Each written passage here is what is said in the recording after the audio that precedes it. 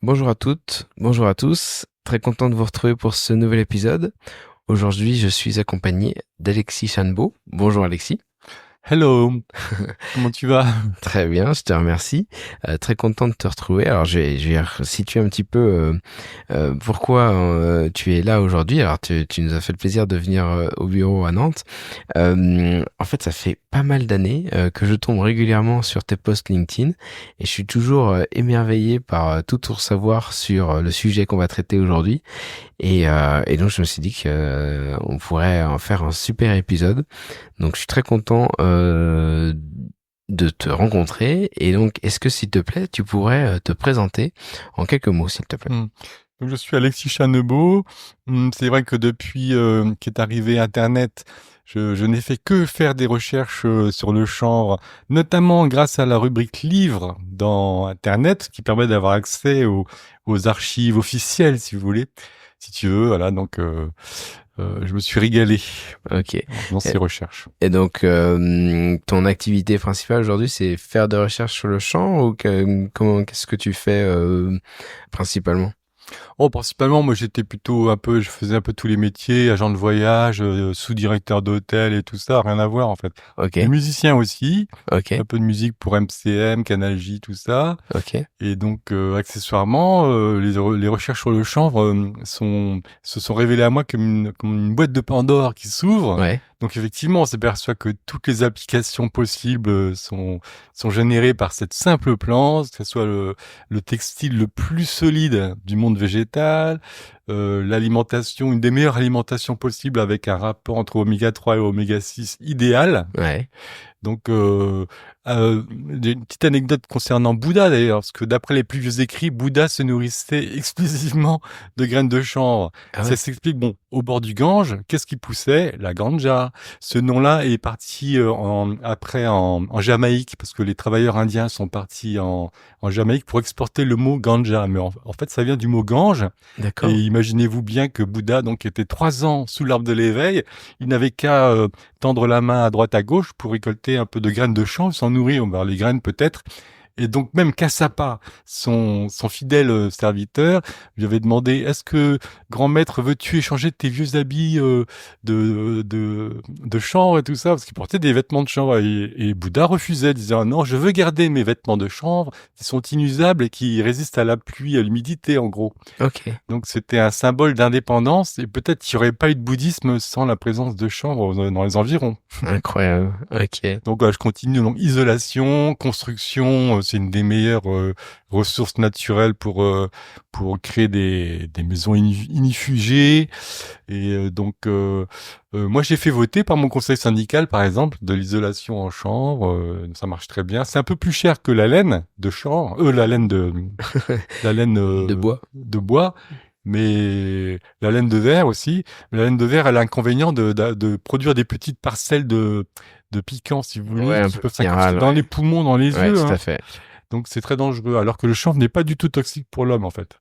Alors, t'anticipes déjà mes questions. Alors, effectivement, dans les applications possibles, tu l'as évoqué, il y a tout ce qui est lié, le chanvre pour l'alimentation, le chanvre pour le textile, le chanvre pour le bâtiment.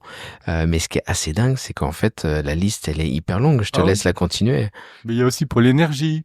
Donc actuellement, il y a une société qui s'appelle Kairos, Q-A-I-R-O-S, qui est dans la Sarthe. Oui, j'allais te Et dire, donc ouais. son directeur utilise le chanvre pour créer de l'hydrogène. Mm, mm. Et donc, il a calculé que 7 kilos de chanvre permettrait de faire rouler une voiture pendant 500 kilomètres, et un train pendant 500 kilomètres avec 150 kilos de chanvre transformé en hydrogène. Ok. Et qui s'appelle Jean Foyer, le directeur de cet établissement qui produit du chanvre près du Mans, donc avec l'aval de Stéphane Le Foll, l'ancien ministre de l'Agriculture que j'ai rencontré. D'accord. Et donc, ils sont à fond sur le chanvre, pour faire de l'énergie propre, faire rouler les bus au Mans grâce à l'hydrogène de chanvre. D'accord. Et donc, il a eu le prix de la décarbonation au Salon des maires l'année dernière, Ok. c'est Monsieur Jean Foyer. délivrés par le ministère de l'Industrie. Donc c'est quand même assez sérieux. Et Hmm. donc c'est une alternative au pétrole, c'est sûr, hein. Donc et aussi sans parler des composants électroniques, microprocesseurs, enfin des petites puces Ouais. qu'on peut faire à partir de chanvre au lieu d'utiliser le lithium et tout ça. Pour, Ah, ok, d'accord, ok. ah ouais. Et donc Elon Musk a récemment publié une recherche pour ses prochaines batteries électriques et Ouais. émet une batterie au chanvre au top de ses possibilités. Ok, excellent. Donc ça me laisse un peu, moi ça me laisse pantois personnellement. Ouais, tu m'étonnes. Et alors, donc là, tu rajoutes l'électronique. Est-ce que tu vois encore d'autres champs d'application? Hum, oui, c'est vrai qu'avant on utilisait beaucoup le chanvre pour la marine, hein, c'était un élément déterminant pour la marine. C'est-à-dire que les cordes de chanvre et les voiles de chanvre ont équipé les marines européennes, parce que en Asie c'était le jonc par exemple, des trucs comme ça. Enfin. Et donc Ah oui, d'ailleurs, Christophe Colomb. tu as raison. Ça me fait penser à l'expérience euh, du Low Tech Lab, le fondateur Clément, si je me trompe pas, qui effectivement l'expliquait dans une conférence où effectivement, au Bangladesh, effectivement, il expliquait qu'il faisait ça avec de la jute, du Hum, jute, et effectivement, il parlait justement de tout ce qui est jonc, etc. Enfin, c'était hum, assez passionnant, ouais. Mais donc, j'imagine qu'effectivement, en fonction des régions, il y avait une dominante végétale pour faire ces bateaux ouais, là. c'est ça, ouais. En Amérique du Sud, il y avait déjà des matières là-bas qui permettaient de faire de la ficelle à peu près équivalente, mais en Europe, c'est vraiment le chanvre qui a prédominé, donc qui a aidé à la découverte de tous les continents parce que Vasco de Gama, donc lui, ces cinq vaisseaux étaient le gréement était en chanvre. D'accord. Ça, c'est marqué, je l'ai. Et Christophe Colomb aussi, le bateau de Christophe Colomb, c'était 30 tonnes de bois, 30 tonnes de chanvre et un peu de ferraille pour faire les ancres et tout ça, mais c'était les deux matières principales, c'était chanvre et bois pour la marine pendant jusqu'à l'arrivée de la marine à vapeur, où là on a fait table rase de cette plante pour promouvoir d'autres techniques, notamment le pétrole après, enfin le kérosène et tout ça. Bien sûr, ouais. Et alors justement, c'est ça qui est fou, c'est que tu as commencé à l'évoquer, c'est que on a l'impression que historiquement, le chanvre a été un apport déterminant. Alors, je te propose qu'on se concentre peut-être principalement sur la France, parce que déjà, rien que l'histoire du chanvre en France, dans les différents domaines que tu as déjà évoqués, c'est déjà assez incroyable. Est-ce que tu peux nous en dire plus justement on va se concentrer principalement sur le chanvre dans l'histoire de France. Ben oui. Donc il est vrai que de toute façon ce champ on le cultivait pendant des millénaires pratiquement sans aucun contrôle de THC. Par exemple, bon c'est vrai que j'en parle maintenant, mais de nos jours on est un peu dissuadé de faire du chanvre et à cause de ces contrôles qui n'avaient pas lieu avant. Donc il y a un peu un quiproquo, enfin il y a un malentendu de base, hein, Ouais. parce que celui qui veut fumer du chanvre pour se divertir, il fera d'une certaine manière qui n'a rien à voir avec l'élaboration du chanvre textile qui pousse par exemple en plein pré avec euh, alors que pour fumer du chanvre, il faut peut-être le faire sous une tente avec des conditions particulières qui rappellent celles du chanvre indica, à différencier du chanvre sativa qu'on trouve pas en Asie, parce que le chanvre indica veut dire chanvre indien et Hmm. le chanvre sativa veut dire chanvre utile, banal quoi, des D'accord, ok. familles.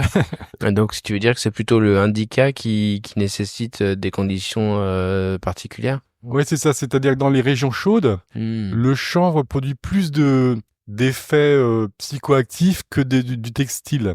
D'accord, Donc, ok. mais sous nos latitudes, il n'y a aucun problème pour faire pousser du chanvre à volonté comme nos ancêtres. C'était encouragé, hein. Donc, je rappellerai simplement que dans le département où nous sommes là, En Loire-Atlantique. en Loire-Atlantique à Nantes, en 1865, on cultivait donc 3460 hectares de chanvre pour 61 hectares de lin. Parce que le lin, c'est connu encore. Le chanvre n'est pas connu, aussi connu que le lin. Mais il faut bien savoir qu'avant, c'était le chanvre qui prévalait. On en faisait 1000 fois plus que du chanvre, que du lin, pardon, Ouais, en bien sûr. Loire-Atlantique. Pourquoi? Parce que ça demande pas des terres trop riches. c'est assez facile à produire, hein. Il y a qu'à planter. Par contre, la récolte est assez difficile parce que c'est comme une plante très solide. Ouais, Donc pour l'arracher du très sol, il fibreuse. fallait un peu s'y prendre à deux mains peut-être. Ouais, alors attends, on va y revenir justement à tous ces avantages-là sur la plantation du chanvre.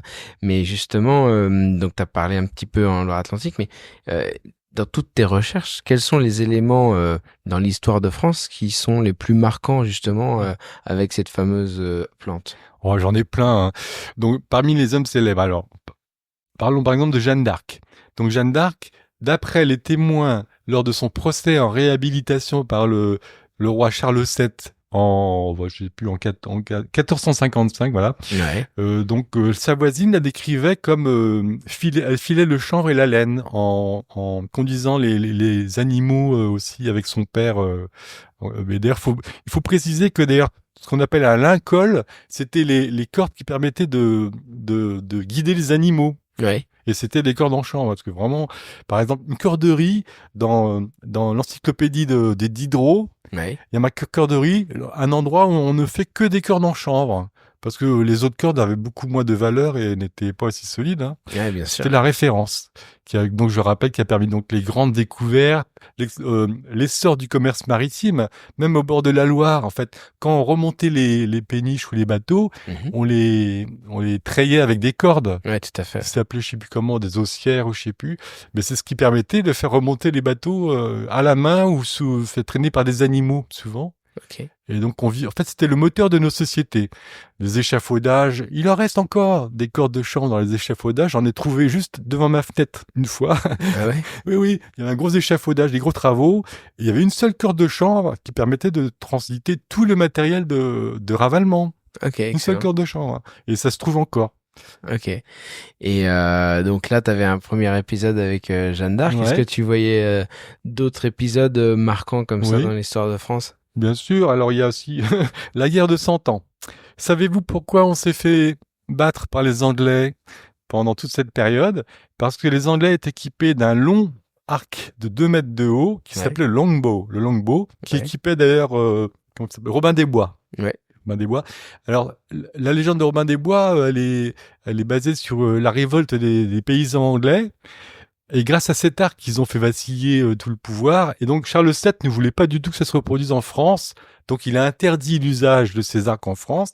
Et donc, les Anglais ont pu nous tirer des flèches pendant 200 ans en décimant toute notre cavalerie. Pendant que les Français étaient à La fine l'arbalète. fleur, voilà, les chevaliers français ont été décimés. Et ça recommençait à chaque bataille. Et donc, par exemple, on sait que Charles VII utilisait des arquebuses dans Des arbalètes, je crois. des arbalètes, oui, des Et juste... arbalétriers génois, Ouais, et en fait, des justement, mercenaires. ouais, c'est ce que mon papa m'avait Ouais, expliqué, c'est que quand tu mettais une flèche dans l'arbalète, t'en tirais 10 au tir à l'arc, quoi. ouais, c'est ça. Et donc, en fait, c'était impossible de gagner, quoi. Et surtout que ces arbalètes, d'après les écrits que j'ai retrouvés, étaient faites de cordes de crin. Et comme il pleuvait, à chaque bataille, il a plu pratiquement à Zincourt, tout Ok. ça. Et ben, ça se détendait. Et les cordes de chanvre, au contraire, étaient plus maniables et plus souples avec un peu de pluie, un peu d'humidité. D'accord, ok. Et donc c'est bon que voilà, c'est un des éléments de notre perte de pouvoir par rapport aux Anglais. Ok. Et aussi, par exemple, une autre petite anecdote par rapport aux corps de chanvre où on fallait les humidifier pour les rendre plus souples et Hmm. tout ça, c'est que l'obélisque du Vatican, le grand obélisque devant la place du Vatican où le pape donne ses discours, il y a un grand obélisque. Ben, il y a toute une histoire où comment dire, pour édifier ces obélisques, il fallait des centaines de corps de chanvre. Et à un moment, ça a failli quand ils ont érigé cet obélisque, il a failli s'écrouler. Et ils ont vite mis de l'eau sur les cordes et hop, ils ont réussi à rattraper l'obélisque qui n'est pas tombé. Et on a reproduit ça, pareil, place de la Concorde. Vous retrouverez sur la place de la Concorde, enfin sur l'obélisque lui-même, un Mhm. plan avec les cordes de chanvre qui ont permis d'édifier c'était la référence pour la Ouais, c'est fou. construction. Tu l'as évoqué aussi dans un de tes posts, c'était aussi Lavoisier, alors que évidemment qu'on évoque souvent en économie circulaire pour sa fameuse citation, Mhm. mais il en avait aussi fait une belle sur le chanvre. Mais c'est-à-dire que, évidemment, le coton, c'est une catastrophe, comment dire, catastrophe environnementale. Bien sûr, ouais. La Déjà, culture du coton, avec l'assèchement de la mer d'Aral, 10 000 morts par an toujours. ça c'est Selon venu après, l'OMS. oui, effectivement, j'imagine, ouais. Et donc, ce que je voulais dire par là, c'est que oui, de Lavoisier avait émis cette phrase, c'est que à quoi sert de cultiver du coton aux dépens des esclaves et tout ça, enfin de tout un système bizarre, alors qu'on peut avoir l'équivalent avec le chanvre et le lin en France. Ouais, localement, ouais, tout à Donc fait. c'était un peu la mode de faire du coton, c'était plutôt des opportunismes qui ont servi peut-être à piller certaines régions en disant oui, il faut faire du coton, mais en fait on avait la même chose chez nous, hein, sans se déplacer. Ouais, c'est ça qui est fou, quoi. Et puis c'est surtout qu'en fait, d'un point de vue aussi développement, alors écologique, tout à fait, et puis développement économique, la France a fait aussi beaucoup d'exportation de chanvre dans son histoire. Tu l'évoquais aussi. Et par rapport au coton, il faut rappeler aussi que pour faire un jean en chanvre, il faut 11 fois moins d'eau qu'un jean pour faire un jean en coton. Ouais. Ou même un t-shirt.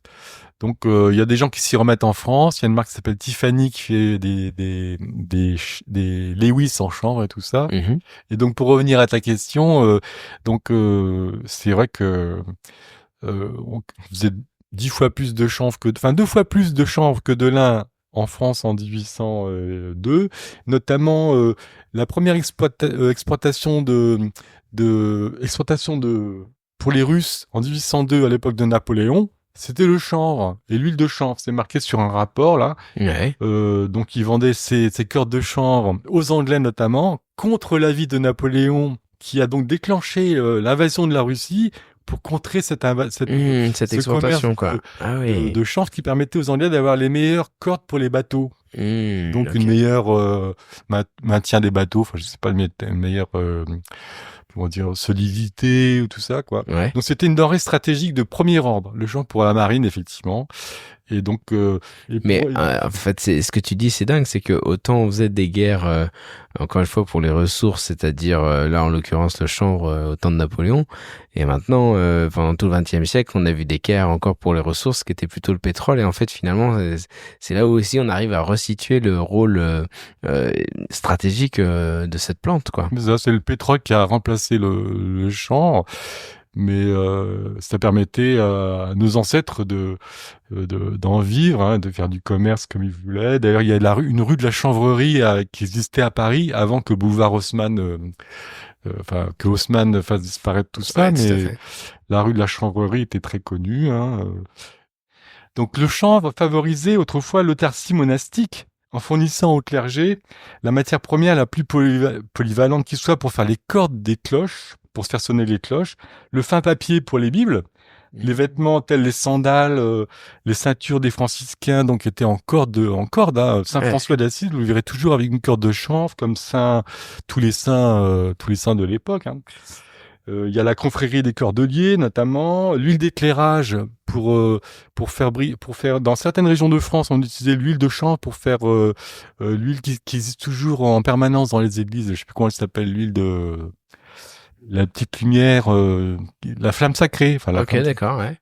Ah, donc tu peux même faire de l'huile avec le chanvre, comme on pourrait faire. D'éclairage. Ok, incroyable. Bien sûr. Donc avant, suivant les régions, il y avait l'huile d'olive pour le sud.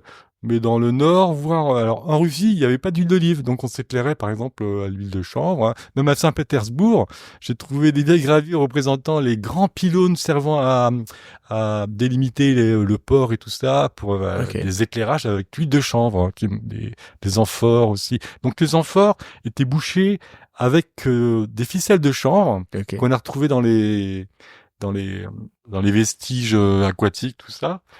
Et donc, même au temps des Romains, on utilisait la tela cannabina. Ça voulait dire c'est une toile pour soigner les gens. Enfin, j'ai retrouvé aussi des éléments pour la médecine qui rappellent que la charpie, qui est un terme qu'on connaît pas très bien. Moi, je savais pas trop ce que c'était que la charpie. Ça remplaçait donc avant les pansements et tout ça, et c'était fait en lin ou en chanvre. Donc, d'accord. Notamment, les vétérinaires disaient que pour les animaux, on n'utilisait que le chanvre pour soigner les animaux. Je sais pas pourquoi, parce que le lin, c'est un peu spécial. Peut-être que je sais que les graines de lin, elles sont toxiques si on les fait chauffer, d'ailleurs. D'accord. Par exemple. Et tu parlais d'autres saints qui ont une partie de leur vie Ah oui. avec le chant. Bien sûr, il y a Saint-Yves qui est le patron des avocats et des Bretons. Donc lui, il était décrit avec une chemise en filasse de chanvre et il ne voulait dormir que dans sa couverture de chanvre. Donc il y avait même l'évêque qui faisait visiter sa chambre à l'époque aux curieux et disait regardez, là c'est l'endroit où Saint-Yves dort et c'était une couverture de chanvre, il voulait pas s'en séparer. Il y a aussi l'histoire de Sainte Marguerite à la coque, que personne connaît, hein. C'est son vrai nom, Sainte Marguerite à la coque, qui est en fait à l'initiative de la création du Sacré-Cœur de Montmartre. Parce que moi, je suis à Montmartre, je suis Montmartrois. Ok. Et donc, quand on ouvre la porte du Sacré-Cœur, la première chose qu'on voit à gauche, c'est la statue de Sainte Marguerite à la coque. Et aussi sur la voûte principale, on voit une petite religieuse en bas qui prie Dieu.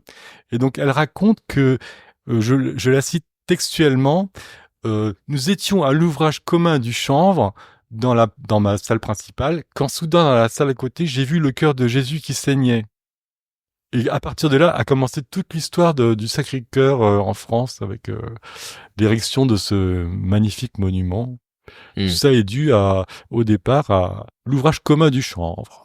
Ouais, après, il y a aussi cette vengeance vis-à-vis des communards qui est liée à ce bâtiment. Mais bon, bref, on va pas refaire cet épisode de l'histoire. Alors, ce que vous savez pas, c'est que vous voyez pas, mais c'est que Alexis a un nombre d'archives à disposition que là, en fait, vous voyez une table basse qui est remplie de papiers dans lesquels Alexis pioche au fur et à mesure de mes questions. On sent que les recherches ont été très longues et que t'en as sorti beaucoup de choses, quoi.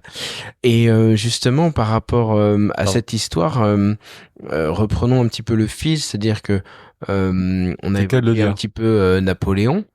Tu as évoqué l'arrivée du pétrole. Est-ce qu'il y a d'autres éléments qui sont entrés comme ça en considération, qui ont fait disparaître ou qui ont fait même qui ont complètement changé l'image ou la réputation du chanvre? Donc, à l'arrivée de la machine à vapeur, après du kérosène, du pétrole en fait pour simplifier, on a laissé tomber tout ça et il est vrai qu'en 1937, c'est une date clé car aux États-Unis, il y a une célèbre société qui s'appelle DuPont de Nemours, qui est une des plus grandes sociétés de chimie aux États-Unis. Donc en 1937, alliés avec un consortium d'industriels et tout ça, ils ont voulu quand même éradiquer le chanvre parce qu'ils ont voulu lancer le nylon. Aussi l'histoire de la pâte à papier de bois, parce qu'il faut savoir qu'avec du chanvre, on peut faire 4 fois plus de papier que le bois à surface égale. Ça, c'était relayé par plusieurs personnes et connues. Et donc, à partir de là, les chimistes de Dupont-Nemours, qui étaient un peu au pouvoir parce qu'ils étaient un peu, par exemple, le bras droit de Hoover était le ministre de l'économie. Et il était en même temps actionnaire de Dupont-de-Nemours. Okay, d'accord. Et aussi des pétroliers avec les rois du pétrole de l'époque, tout ça. Donc ils ont voulu éradiquer le champ, d'autant plus que les Mexicains avaient un peu rogné sur les territoires. Enfin bref, il y a toute une histoire où ils ont voulu en terminer avec ça et promouvoir leurs propres produits, quoi. Oui, d'accord. Ouais. Donc il y avait non seulement un petit conflit d'intérêts, mais en plus, on a juste fait en sorte de dire, le plastique c'est fantastique et roule, quoi. Et je rappellerai à cet effet que Henry Ford, alors là, il faisait pousser de la marijuana. Ouais, c'est ça. Et il s'intéressait beaucoup aux champs, avec les drapeaux qui étaient faits en chanvre, hein, d'ailleurs. Et donc il avait fait une voiture en carrossée en chanvre, soi-disant, la soybean là en laine, en soja et en chanvre, tout ça. Mais donc cette fameuse hemp car, elle était faite effectivement à partir de chanvre et effectivement de cellulose. Voilà, cellulose. Ok. Ouais. Il disait que la cellulose de chanvre était la plus valable en fait pour faire une voiture. Et donc la hemp car, la voiture en chanvre de Ford, représentait à peu près 70% de la carrosserie au niveau latéral. Ouais. Mais après, c'était un mélange de plein d'autres... Mais le volant était à moitié en chanvre et en soybean, c'était en soja, oui. D'accord, ok. En plus. Et alors, attends, parce que moi, de tout ce que j'avais lu sur cette fameuse hemp car, c'est que, en fait... il était vraiment obsédé par cette question-là, enfin, du chanvre, et que, t'as raison, il avait ses propres champs de chanvre pour pouvoir faire ses prototypes. Mais en plus, alors là, fake news ou pas, faut que tu me le dises, mais j'ai lu qu'il avait aussi testé avec de l'éthanol de chanvre pour la faire tourner, cette fameuse hemp car. Bah oui, là, ça datait, pardon, des Ford T, des premières Ford T Ouais. qui roulaient à l'éthanol de chanvre, même les moteurs diesel. L'invention du diesel s'est fait avec l'huile de chanvre et l'huile d'arachide. Enfin, l'huile de chanvre, l'huile d'arachide, c'était de toute façon tout à fait banal à l'époque, hein. D'accord, ouais. Et donc, c'était les meilleurs rendements possibles pour ces applications, hein.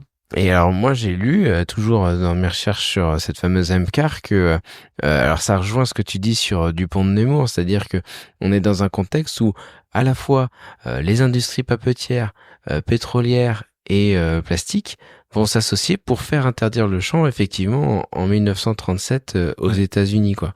Alors ça c'est aux États-Unis. Et donc après s'ensuit le fait que bon, bah, effectivement le chanvre c'est terminé, on n'y touche plus, et c'est le diable en personne. Enfin, c'est le diable en quelques feuilles, disons. Qu'est-ce qui se passe dans les autres pays pour que ce changement d'état d'esprit par rapport à cette plante opère? Ben, je crois que en Chine, ils n'ont jamais arrêté de faire du chanvre et en Russie non plus.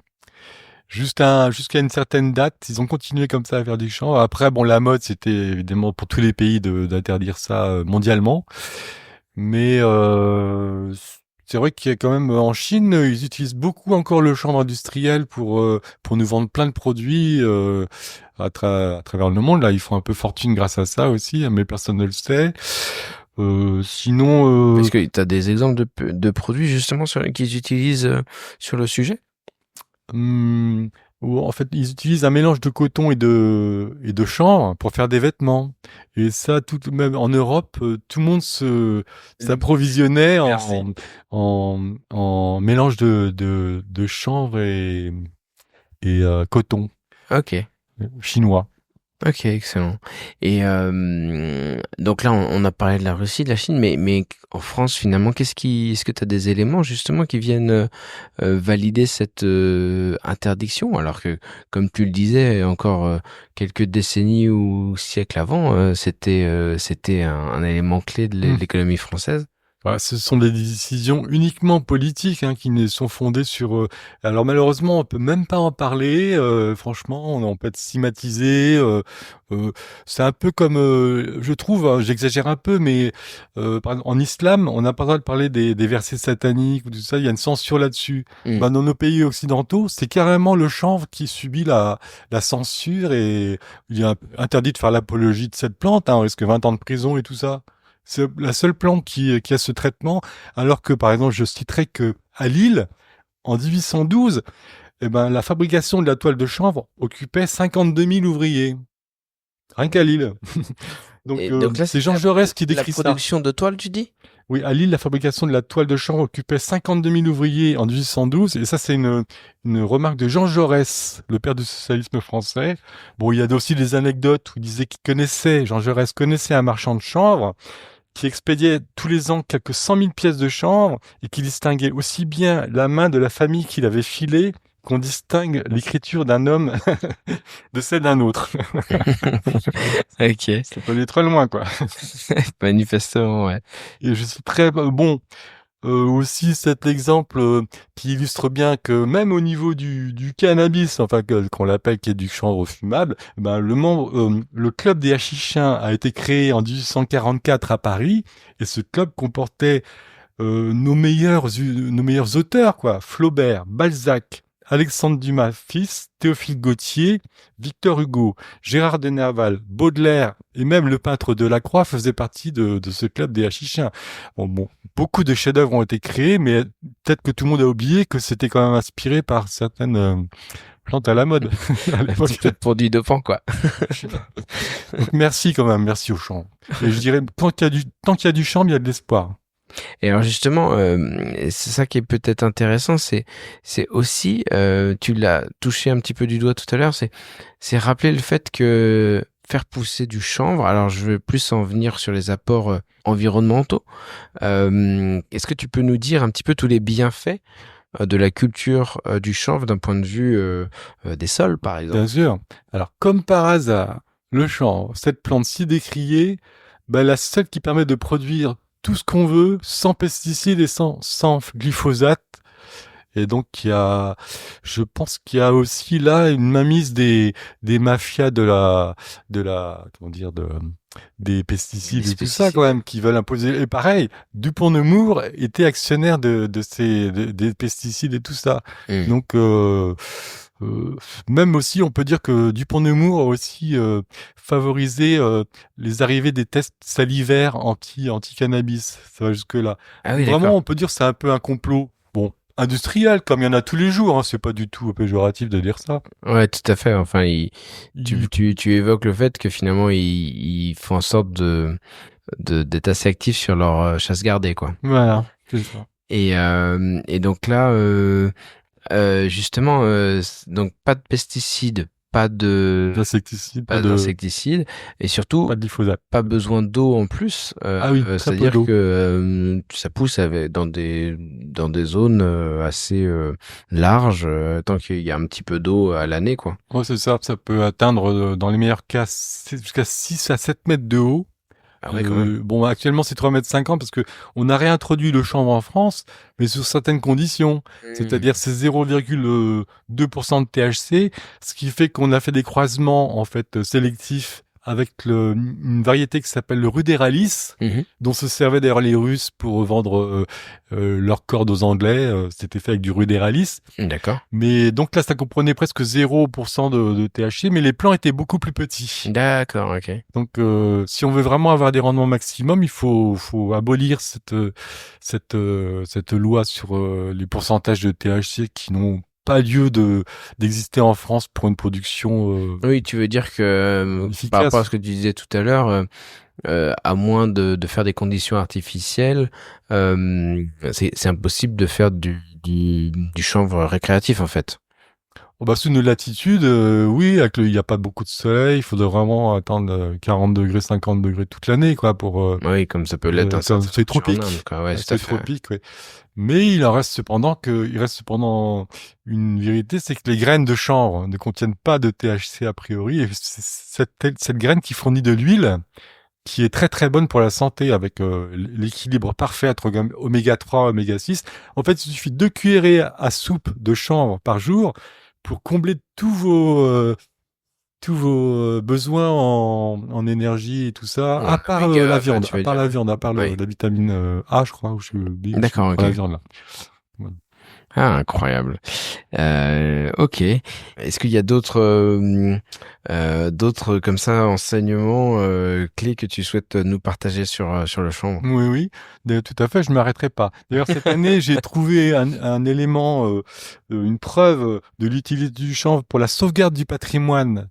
Euh, Là, je sors de l'église. Nous sommes à Nantes. J'étais voir l'église à côté. On s'aperçoit qu'il y a plein de vieux tableaux, Oui, tout ça. Donc, le mot canevas, c'est très connu en France. bien sûr. C'est la base de tout le métier à tisser, enfin tout ça. Et donc, le mot canevas veut dire chanvre en hollandais. Ça vient du hollandais chanvre, qui était Hmm. la base. Et donc, j'ai trouvé cette année une vieille, non, pas une vieille, mais une analyse de 1980 aux États-Unis qui révèle qu'ils ont analysé 225 échantillons de toiles du Louvre, des peintres français notamment, Ouais. et donc 85% des toiles du Louvre avant les impressionnistes sont faites de chanvre. Ouais. Hmm. Et pareil dans toutes les églises de France, en fait, pour simplifier, avant 1850, tous les tableaux que vous verrez dans les musées où il y a marqué huile sur toile, vous pouvez signaler au conservateur que c'était des toiles de chanvre à 85%. Hmm. Et ça, personne ne le sait, hein. On pense qu'on sait même pas d'où ça vient, quoi. Ouais, c'est dingue. Je ne savais pas, moi, personnellement. Et donc, il faut préciser qu'à partir des impressionnistes, c'est l'huile de lin, les peintures apprêtées en usine, faites avec du lin, qui ont permis aux impressionnistes d'aller à l'extérieur pour peindre des extérieurs, les nymphéas et tout ça. D'accord, ok. Mais toute la peinture est née sur toile et est née grâce au chanvre. Et avant, on peignait sur du bois. Par exemple, la Joconde est peinte sur du bois, ce qui fait que pour la sauvegarder, il faut la mettre sous température spécifique, tout ça, sous caisson et tout ça. Alors qu'avec le chanvre, il n'y a pas de précautions à prendre, mais ça dure pendant des siècles et des siècles, quoi. Et donc, c'est grâce au chanvre que le Louvre peut se permettre d'exposer tous ces tableaux. Ok, excellent. Et J'ai signalé au directeur, d'ailleurs. ouais.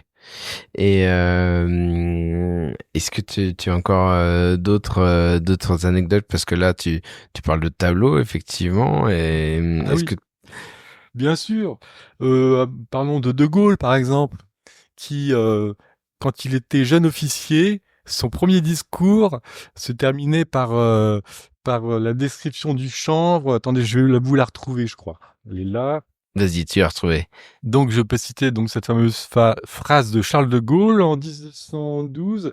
Il disait: si je prends un fil de chanvre tout seul et que je le tire un peu fort, il se casse. Si je prends plusieurs fils de chanvre, j'en fais donc, en gros, pour résumer, une corde solide. Il n'y a plus moyen de la casser. On peut s'en servir. Et donc, pour lui, ça symbolisait que l'union fait la force, quoi. Ouais, Chaque élément de cordage lié ensemble permet d'acquérir la force. J'ai eu le loisir d'être invité par les francs-maçons de Paris. J'ai fait une conférence chez les francs-maçons et donc en cherchant sur la franc-maçonnerie et le chanvre, j'ai trouvé qu'il y avait une corde autour du temple. Dans la description du temple maçonnique, il y a une corde qui entoure le chanvre. Une corde de chanvre qui entoure le temple, pardon. D'accord. Et chaque bout effilé s'appelle donc, à chaque bout effilé du bout de la corde s'appelle une houppe dentelée, représentant chacun un membre de la secte. D'accord, ok. Donc, Ok. faut dire que les francs-maçons, c'était des compas, la construction, donc forcément le chanvre était une matière pour faire les constructions. Oui, encore là, ça, depuis les Égyptiens même. Depuis les Égyptiens, Ah ouais. ils utilisaient des cordes de chanvre aussi, un peu d'alpha aussi, mais on en a retrouvé dans la tombe d'Akhenaton, 1500 ans avant Jésus-Christ. Ah ouais. Et aussi pour faire des sacoches pour les arcs. 1500 ans avant Jésus-Christ chez les Égyptiens.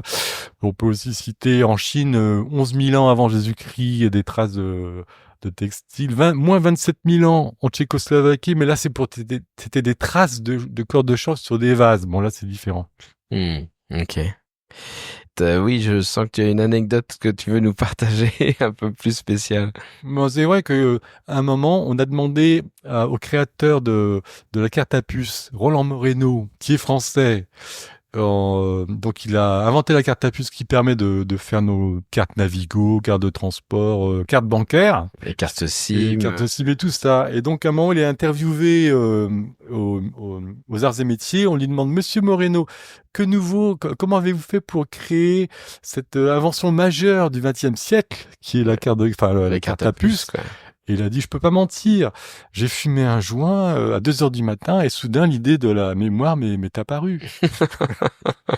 Il l'a dit aussi devant Drucker et tout ça devant à chaque fois, quoi. Ok. Bon. Donc oui. Merci le chanvre. Bah effectivement, mais c'est ça qui est fou. Et finalement, qu'est-ce qui selon toi pourrait permettre le redéveloppement du chanvre aujourd'hui?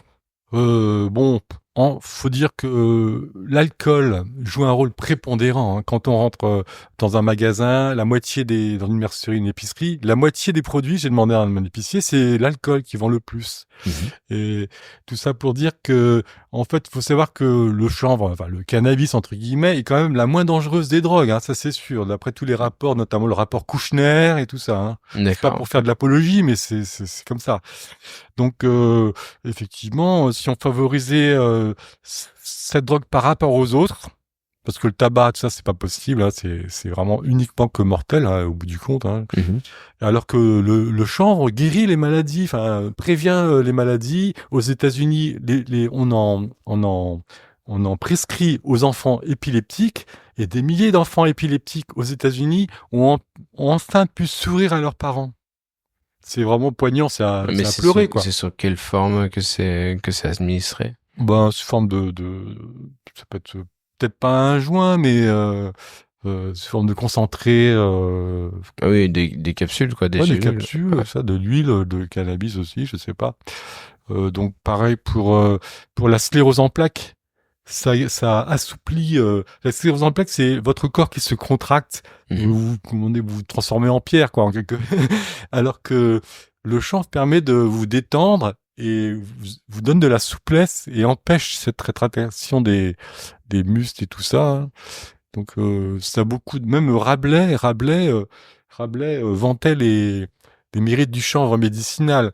Et j'ai même comment dire, en Angleterre, j'ai un extrait de texte de 1630 par un des grands poètes anglais qui s'appelle Walter, je sais plus comment.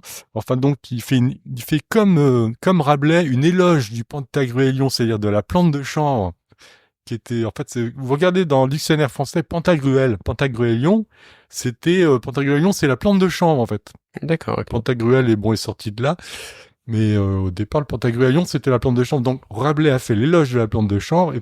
Et donc, pour finir, je citerai une phrase de John Taylor en 1620, décrivant les pharmacies de l'époque.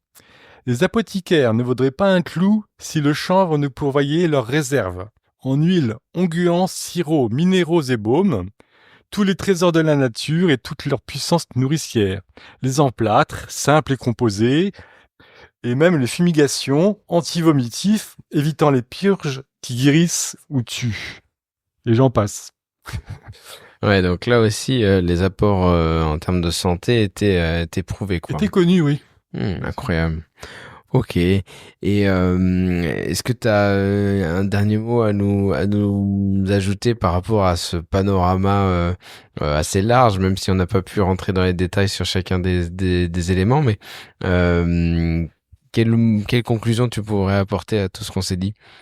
Bah, je pourrais dire que le chanvre était indispensable par le passé, mais il serait aussi comment dire, primordial pour notre avenir peut-être. Ouais, tout à fait. Ouais, ouais. Finalement, en dehors de cette parenthèse enchantée entre guillemets hein, du pétrole, le chanvre c'est une base de toutes les applications vitales dont l'humain a besoin finalement. Bien sûr, moi je suis là devant vous parce que, enfin devant toi les auditeurs.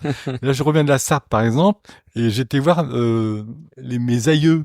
Pourquoi? Parce que j'ai trouvé dans mes aïeux qu'il y avait des chanvriers, des tisserands. Voilà. Tisserands, toute la journée ils travaillaient le chanvre dans la Sarthe, dans Ouais, une pièce fermée. d'accord. Et donc c'était son métier et c'est grâce à ça qu'il vivait et ses aïeux aussi. Pendant 500 ans, ils ont fait du chanvre dans la Sarthe. C'est d'ailleurs que le département où il y avait le plus de chanvre.